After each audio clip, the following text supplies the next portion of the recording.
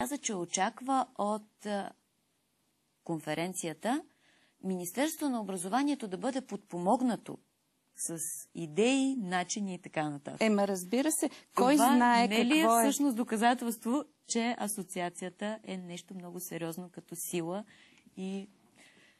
Доказателство е на това, че нашата работа я знаеме ние.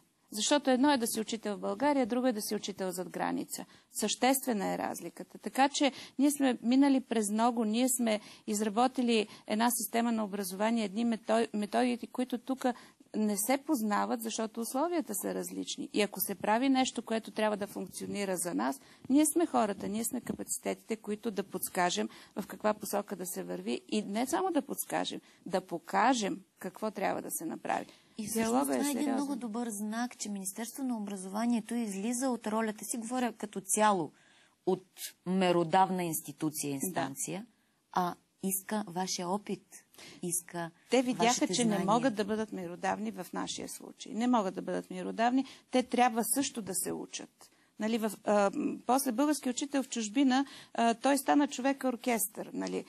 Спуснаха тая програма Роден език и култура и това беше нещо, което беше казано на конференцията. Спуснаха на тези хора учители, които 10 на 20 години работят на възрожденски принцип и какви ли не бяха. Почнаха от преподаватели, станаха директори, едновременно чистачи, сега станаха икономисти покрай тази програма. Счетоводители също, но никой не ни обучи какво трябва да направим, за да е по-добър успеха на съответното училище. За първи път на тая конференция се постави това като проблем, че трябва да се направи един курс за учителите, които готвят тези програми по роден език и култура, за да можем наистина максимално да усвоим. Фактически, да, ти преминаваш вече към следващия ми въпрос. Това бяха намеренията, така анонсите за конференцията.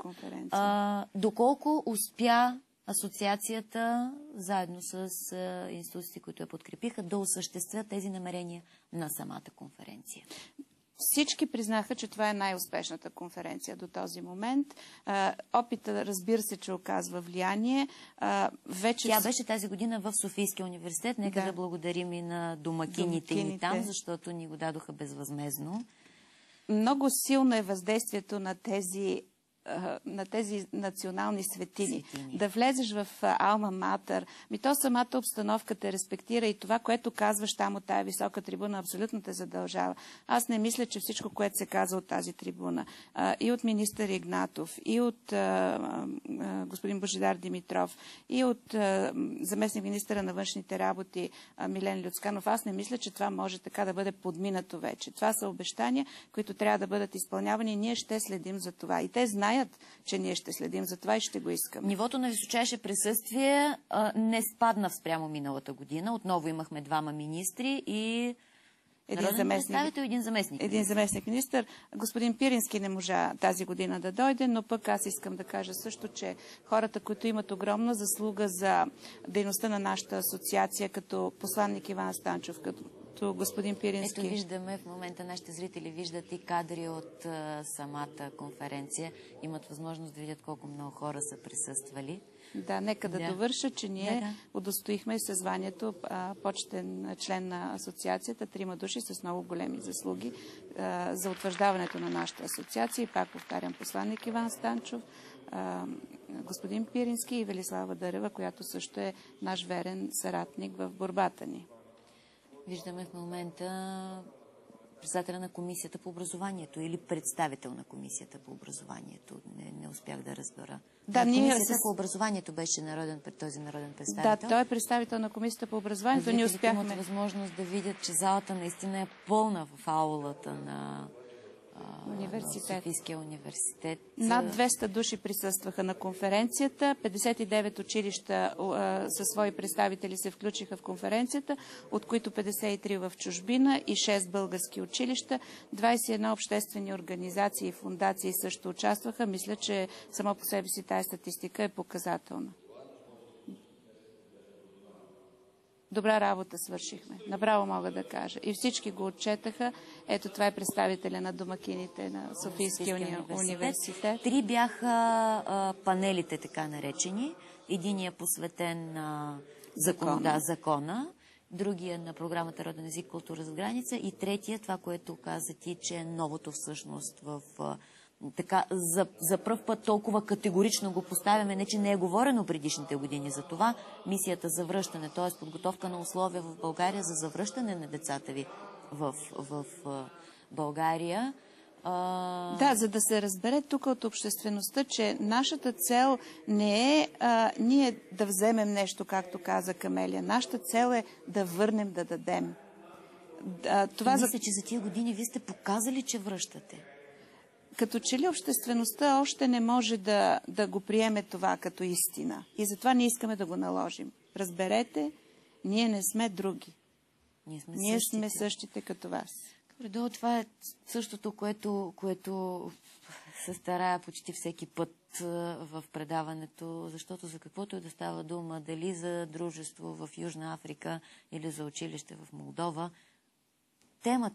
цялата тема на предаването е тази, че ние сме едно. И Петя го каза на пресконференцията, чуха зрителите. Няма защо да се делим на едни или други, камо ли пък на българи в или на българи извън. Но да се върнем на конференцията. Проблема, т.е. панела за законодателството, искам да го поясним това на нашите зрители, е предизвикан от това, че от началото на годината се подготвя, уважаеми зрители, проект за закон за училищното образование, който да смени стария закон за просветата от 1991 година. И Асоциацията на българските училища в чужбина има подготвени съществени и много сериозни и аргументирани предложения за изменения и допълнения, насочени към това всички български деца в чужбина, независимо дали са български граждани или не са български граждани, независимо дали са в страните на Европейския съюз или извън него, да имат място в този закон и да бъдат обхванати от българското образование, съответно в една или друга степен. И целта на панела беше всъщност да чуем мненията на хората, които са били на кръглата маса и които може би не са имали възможност да вземат участие в предварителното обсъждане. Ти беше ли на този панел или ти беше в другите панели? Аз бях в другия, мисия за връщане, но това беше основното, да се съберат мненията на хората, да се обобщат и да излеземе с едно общо становище пред Комисията по образованието, с която всъщност имахме среща, много ползотворна среща. Искам да кажа, че също ни приеха изключително добре в парламента.